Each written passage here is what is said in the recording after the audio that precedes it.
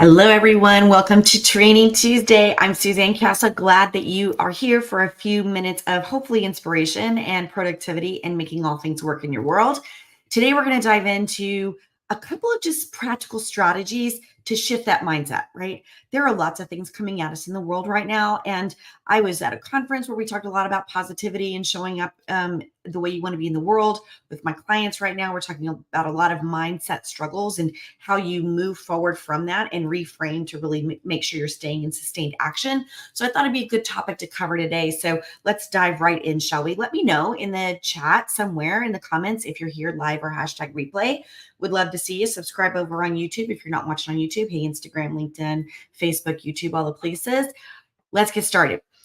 I really think that part of what we have to do is what my clients hear me say all the time is boss your brain. We need to be bossing our brain, right? This is about mindset mastery. This is about telling yourself what you need to be doing even when you don't feel like doing it.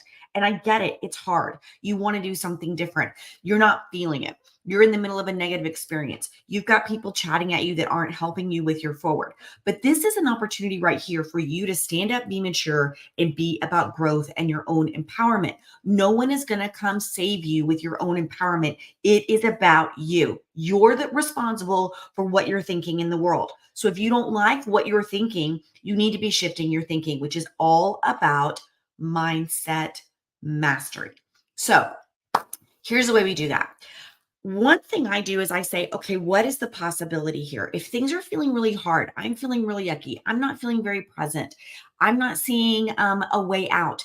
You just need to stop, one, to get oxygen in your body. So maybe get up, like do a couple of high knees, do a quick dance party, do some breathing exercises. And then as soon as you're flooding your brain and your body with oxygen, things are rocking and rolling in your brain. And when that happens at that point, okay, then and only then do you say, what is a possibility here? It doesn't have to be feasible. It doesn't even have to be actionable. But what you're trying to do is refocus your brain into serving you in this moment. You will be amazed at what happens when that exact strategy comes to pass. So for example, let's say that you are really feeling like you don't have enough clients in your pipeline, if that's your thing, okay? People aren't finding you on social media. You have too many things on your plate, right? As soon as you start saying, don't have enough, your brain will start shutting down in the creative focus spectrum. So what you want to do is get it activated again. So after getting oxygen, you're like, what are some possibilities? What can I try? What could I do if money or time was no object whatsoever? And just start immediately writing it down. Don't voice record this. Don't use something electronic. Pen to paper activates differently in your brain, and you want to be writing it all down. And as soon as you have that, then you have at least some strategy in front of you that you can choose to act on, or at least find an alternative there. So first and foremost, it's telling your brain, this is not as far as I need to go. Stuck is not the solution. I'm going to see a possibility here. Second strategy. We hear a lot right now because we're doing a big focus on mental health awareness this month in May. So we're hearing a lot about embracing resilience, right?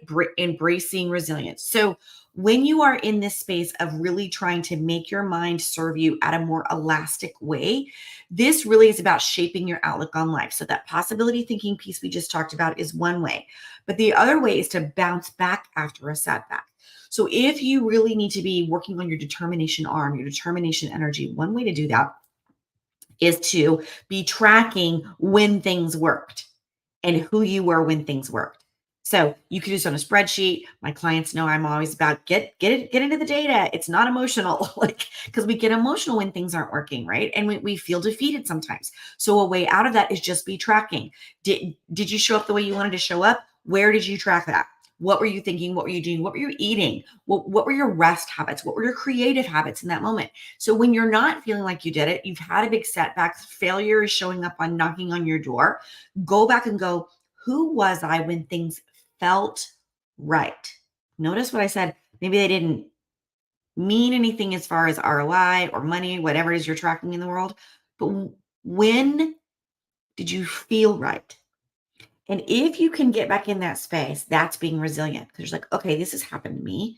This is not what I want to be in the world. This is not how I want to show up in the world. When I was feeling like this, things were going my way. How now do I get back to that? And again, this goes back to bossing your brain, making sure that your brain is serving you at the highest level. You have to tell it what to do, you have to input things.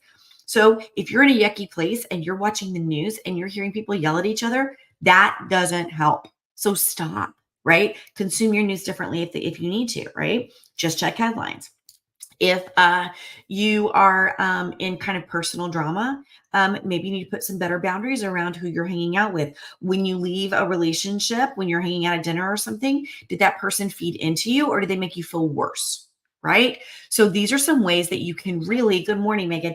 These are some ways that you can really hack that embracing resilience, that making your mindset work for you and being a little more elastic when this setback happens. Okay. The last thing I want to share with you today is about creating meaningful connections. We are now in this world of virtual everything, right? We take meetings virtually. I do. You're here watching this virtually. No one's in my office right now live with me, hanging out like a studio audience, right?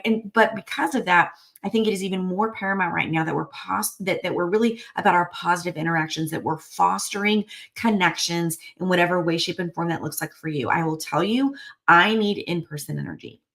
So when I'm feeling a little down in the dust, when I'm feeling like things aren't working, when things are feeling hard, I'm not sure about my alignment anymore. All these things that we've already been talking about today, I check my calendar and say, where do I have some in-person stuff happening? Because if I don't, that's an easy shift to make in the moment. Because when you're just physically present with someone, the nurture piece gets a little higher and the frequency that you will resonate with in a physical way will rise as well. And that can help shake off that feeling alone, feeling isolated, not really sure like anybody cares about what I'm doing, what I'm saying, what I'm putting out in the world. So it's a really easy way to just uplift you and inspire you for your journey. And by the way, you do the same for someone else when you are face to face. So the three tips I gave you today again were mindset mastery, embracing resilience, and creating a meaningful connection. I hope that one or all of these tips will help give positive meaning to everything that you're doing right now. And I can't wait to see you on the next Training Tuesday. I'm Suzanne Castle. Please be sure and subscribe, and I'll